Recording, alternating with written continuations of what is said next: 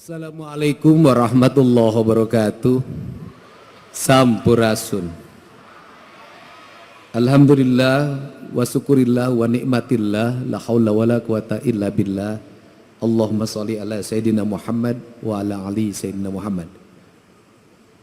Yang saya hormati, saya muliakan, saya banggakan seluruh peserta musabaqah tilawatil Quran dan hadis yang lama mengaji di masjid, mengaji di pesantren, berguru di LVTQ, memasuki babak kualifikasi ikut musabaqah di tingkat desa, di tingkat kecamatan, di tingkat kabupaten, dan hari ini di tingkat provinsi Jawa Barat. Saya ucapkan terima kasih atas ketekunannya mengaji, membaca Al-Quran, memasukkan dalam relung hati yang paling dalam, sehingga Al-Quran itu nanti menjadi indera keenam dalam setiap manusia yang beriman dan beramal saleh. Pada malam hari ini saya mengucapkan terima kasih juga dan rasa syukur dari Ciwidey, Kabupaten Bandung yang kebun tehnya banyak di Babadin. Mudah-mudahan ke depan bisa kembali hijau karena Quran mengajarkan hijau, dan saya lihat Kabupaten Bandung juga bajunya hijau, makanya alamnya tidak boleh berubah, harus tetap hijau. Karena dari alam yang hijau akan mengalir air yang jernih dan putih. Saya ucapkan terima kasih, dan nanti keajudan saya tadi sudah membaca Quran dengan baik, saya nanti nitip 50 juta. Karena untuk mencapai tingkatan itu lama. Tapi kalau yang tadi ngaji tadi adalah Bupati Kabupaten Bandung, saya kasih 100.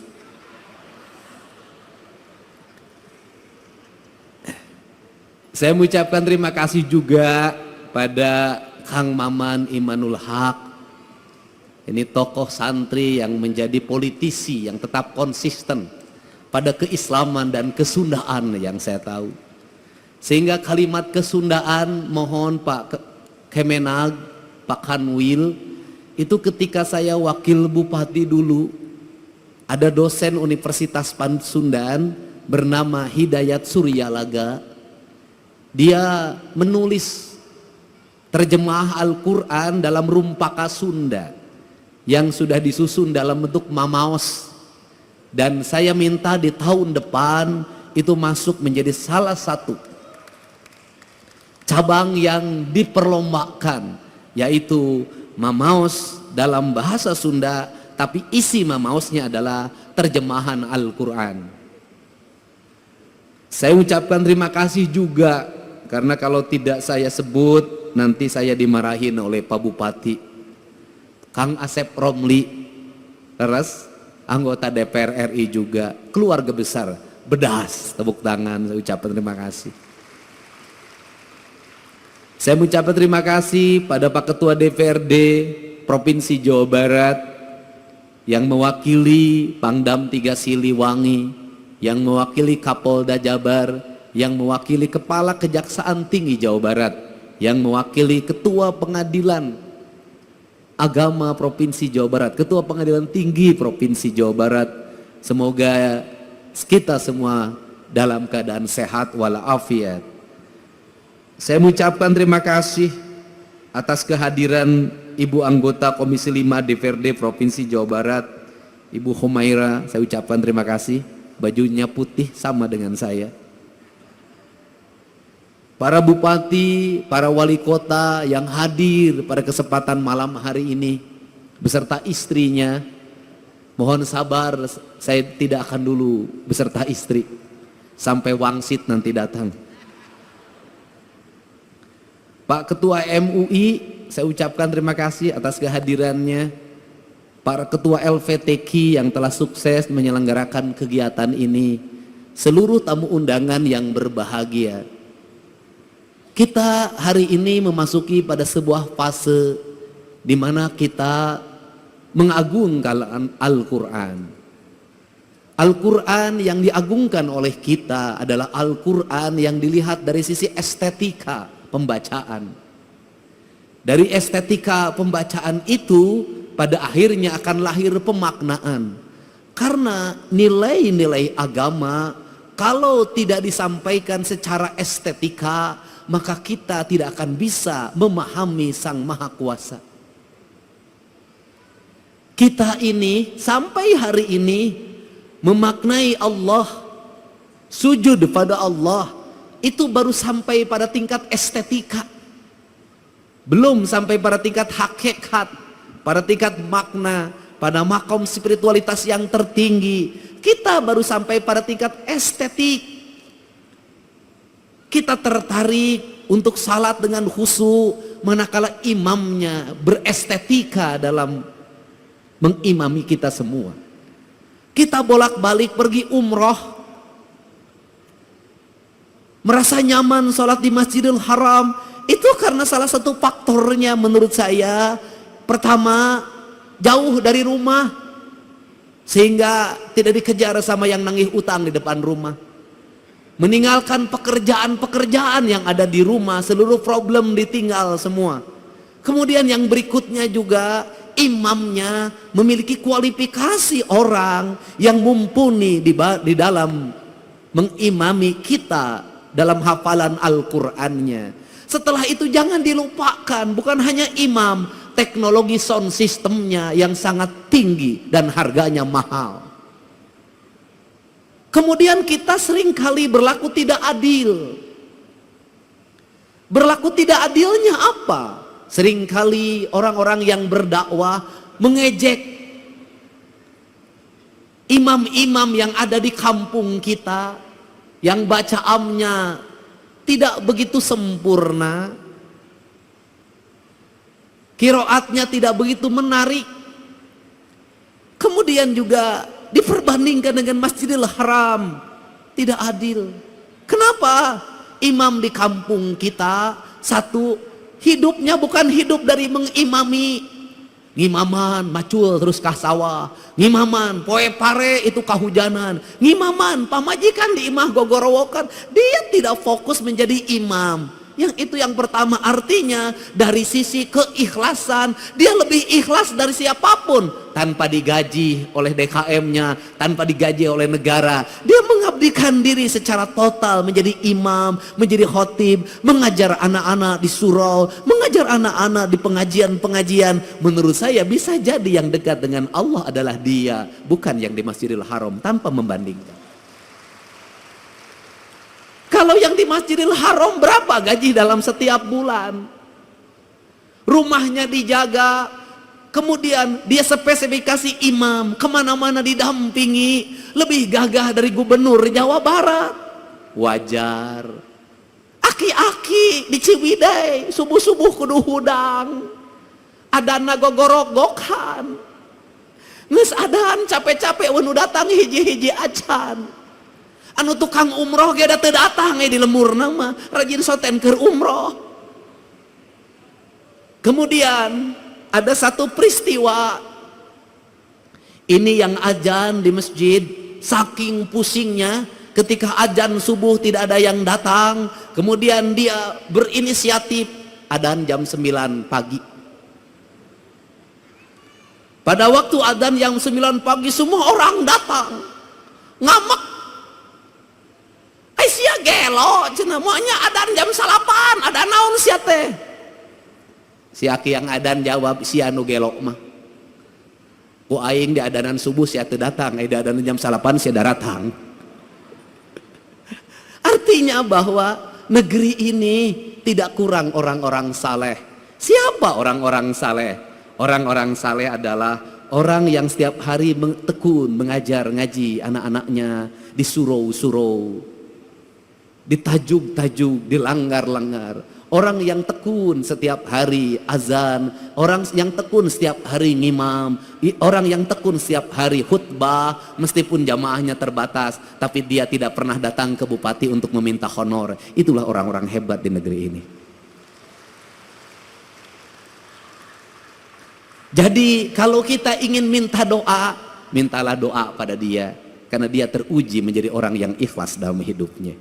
Kalau kita ingin mencium tangan, ciumlah tangan dia. karena tangan dia lebih suci dibanding tangan yang lain. Dia mau mengorbankan diri dan waktunya demi peradaban, demi pendidikan, dan demi masa depan. Apa yang hilang di negeri ini hari ini? Yang hilang bukan orang yang hanya tartil baca Quran, tetapi yang hilang adalah tradisi mengaji.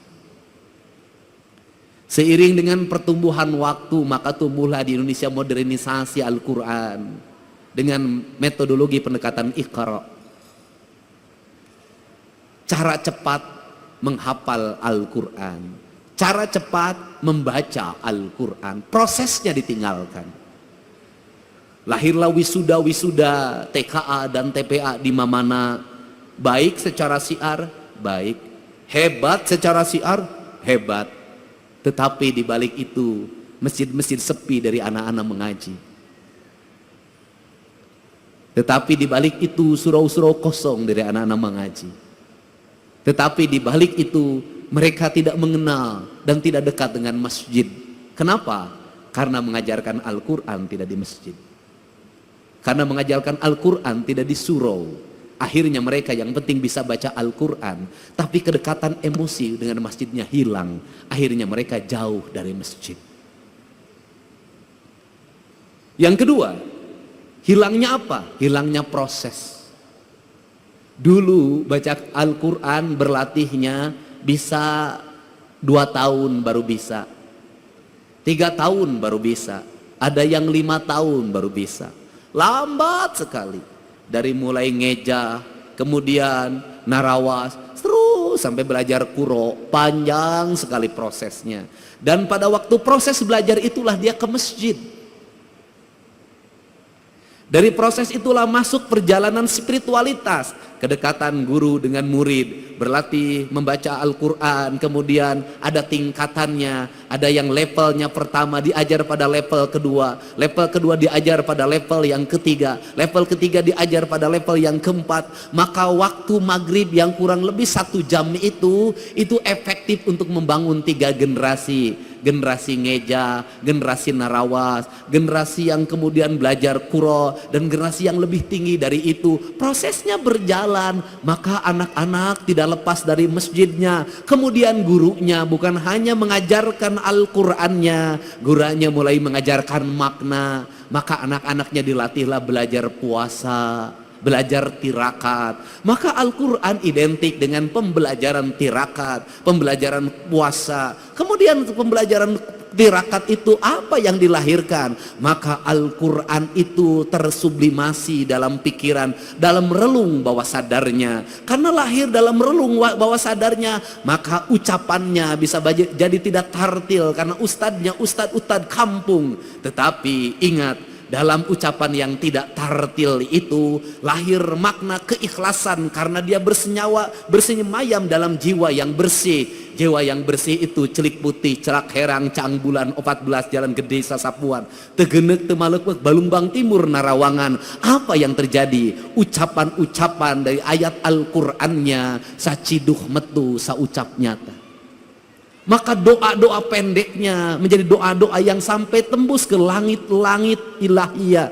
Doa-doa pendeknya menembus batas, menembus pandang. Maka lahirlah anak-anak yang bercahaya. Karena lahirlah anak-anak bercahaya, maka anak itu tumbuh menjadi para pemimpin, tumbuh menjadi kaum-kaum pergerakan, tumbuh menjadi kaum-kaum perubahan. Maka ucapan-ucapan Allahu Akbar yang lahir dari surau-surau kecil itu melahirkan ucapan kebangsaan yang memerdekakan perbudakan, memerdekakan ketertinggalan, menjadi spirit dalam sebuah perubahan tanpa biaya apapun dalam kehidupannya ini. Maka berhati-hatilah ketika syiar sudah begitu besar, ketika anggaran semakin membesar, bahkan jadi anggarannya sangat besar. Ada 2 sisi mata pedang. Yang satu membukakan syiar terlihat di media sosial, tetapi yang lain bisa jadi meredupkan cahaya yang ada dalam setiap relung manusia. Maka untuk itu tadi saya berpesan, ini bukan forum balapan Formula E. Ini bukan forum liga. Ini adalah forum spiritualitas. Tidak penting menjadi juara umum, tidak penting. Tidak penting menjadi juara pertama, kedua, ketiga, tidak penting. Tetapi yang lebih penting dari itu adalah Al-Quran masuk dalam cahaya ketua penyelenggara, sehingga ketua penyelenggaranya menjadi adil dalam tindakannya. Al-Quran masuk dalam cahayanya gubernur Jawa Barat, sehingga gubernur Jawa Barat bertindak adil dalam kebijakan-kebijakannya. Cahaya Al-Quran masuk ke relung hatinya bupati, maka tindakannya menjadi adil. Dari gerakan membaca Al-Quran ini, maka terbebaslah orang-orang miskin, terbebaslah anak-anak yatim, terbangunlah peradaban hidup yang silih asa, silih asi, silih asu. Maka disitulah Al-Quran menjadi cahaya. Karena Al-Quran menjadi cahaya, maka Al-Quran bercahaya. Karena Al-Quran bercahaya, maka cahayanya terhampar. Maka Al-Quran tidak hanya dipahami tulisan yang ada dalam mushaf, yang kita lombakan, yang kita pertahankan, yang kita cium ketika ingin membacanya, yang kita simpan di atas kepala kita, yang kita simpan di rekal, dan ketika kita tidak berwudu maka tidak berani menyentuhnya, kayak saya NU. Tidak berani menyentuhnya. Tetapi di balik itu kita memahami gunung-gunung itu adalah hamparan Al-Quran. Sungai Citarum itu adalah hamparan Al-Quran. Sawah-sawah yang terhampar adalah hamparan Al-Quran. Matahari adalah hamparan Al-Quran. Bulan adalah hamparan Al-Quran. Bintang adalah hamparan Al-Quran. Seluruh yang ada, makrokosmos dan mikrokosmos adalah hamparan Al-Quran. Dan semuanya mereka bertasbih kepada Allah, yang dalam setiap waktu dia berucap Subhanallah walhamdulillah wala ilaha illallah.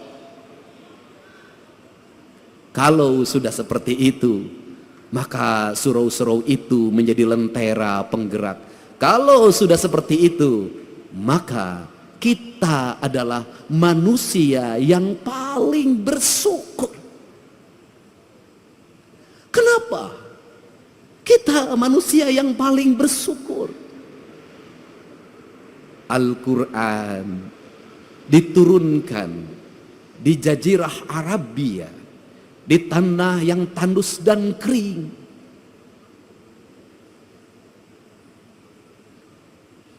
Di mana orang mengalami kesulitan untuk mendapatkan air. Kisah Nabi Ismail dengan Siti Hajar, bagaimana dia harus bolak-balik antar Safa dan Marwah untuk mendapatkan air. Begitu beratnya untuk mendapatkan air. Rumput-rumput mengering, batu-batu bertebaran, debu-debu berserakan.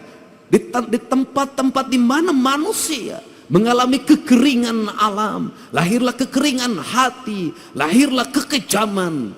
Maka Allah menurunkan cahaya yang paling lembut hatinya.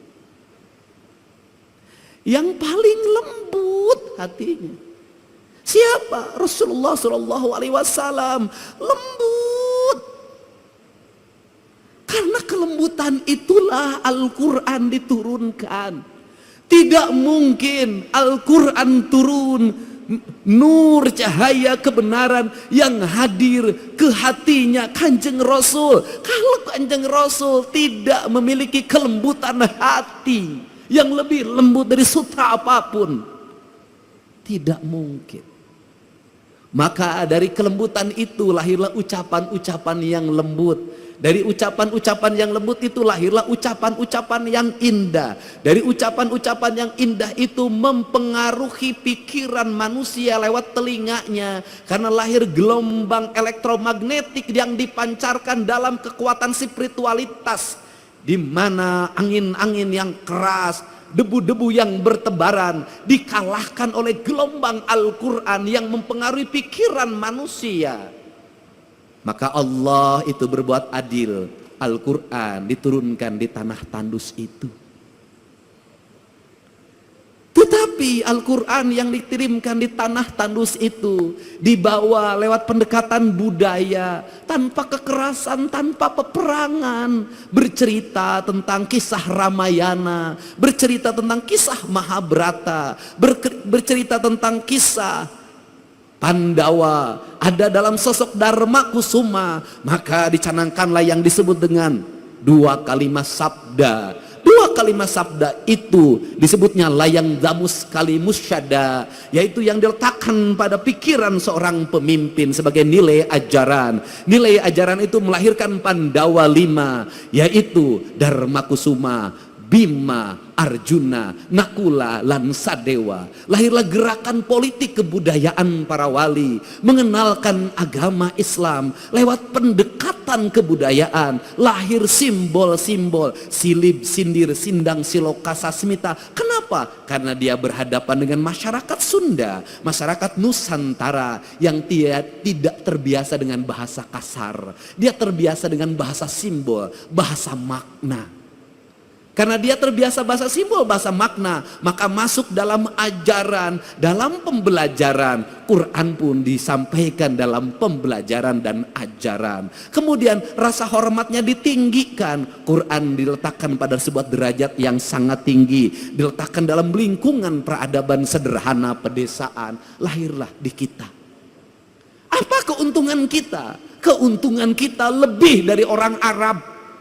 Keuntungan kita lebih daripada jazirah Timur Tengah. Kenapa keuntungannya? Kita mendapat dua. Satu, kita mendapat Al-Quran sebagai sebuah produk nilai ilahiyah yang memiliki nilai estetika yang sangat tinggi. Tetapi juga kita dilahirkan pada sebuah alam Pasundan yang sangat indah. Ketika Quran bercerita tentang air yang jernih di surga, ketika Quran bercerita tentang hamparan gunung yang indah di surga, ketika Quran bercerita tentang buah-buahan yang nanti ada di surga, seluruh cerita-cerita itu sebenarnya adalah realita hidup yang kita dapati. Itulah Ciwidey, itulah Cipanas, itulah Pangalengan, itu realitas dunianya. Untuk itu, karena kita sudah diberi peradaban surga yang nanti akan kita sampai surga keabadian, maka pesan saya, kalau mencintai Al-Quran, rawatlah Cipanas sebagai simbol surga kesucian.